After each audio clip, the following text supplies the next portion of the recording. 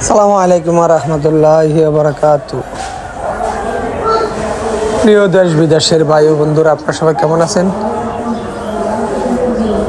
দোয়া করি আপনারা ভালো থাকেন, পৃথিবীর যে প্রান্তে থাকেন সুখে থাকেন।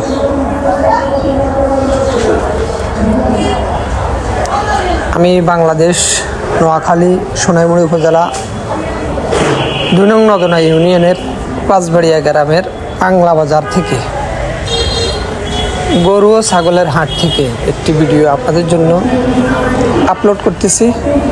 আপনারা দেখে ভিডিওটা লাইক কমেন্ট করবেন, শেয়ার করবেন, আপনাদের পছন্দ মতে মতামত জানাবেন কমেন্টের মাধ্যমে। প্রিয় বন্ধুরা,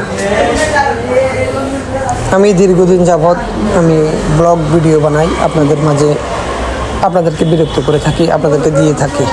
আপনারা দেখেন, আপনাদের মনোভুক্ত হয় না, তারপরে আমি বানাইতে থাকি।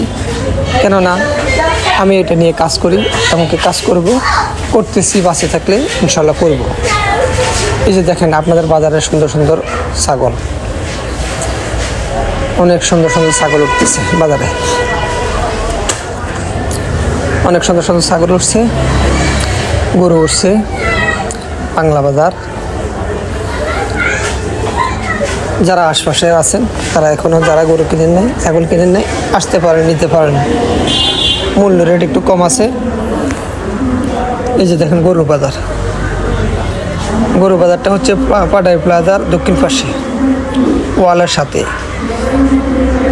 এখানে কোনো ঝামেলা নাই, সুন্দর সুশৃঙ্খলভাবে গরু বেচা কিনা হইতেছে। প্রচুর গরু আছে এবং প্রচুর ক্রেতা আছে এখানে। আজকে আলহামদুলিল্লাহ অনেক গরু বিক্রি হয়েছে, আরও হবে। আমাদের বাংলাদেশের মানুষ, ইসলামপ্রিয় মানুষ, আমাদের হজরত,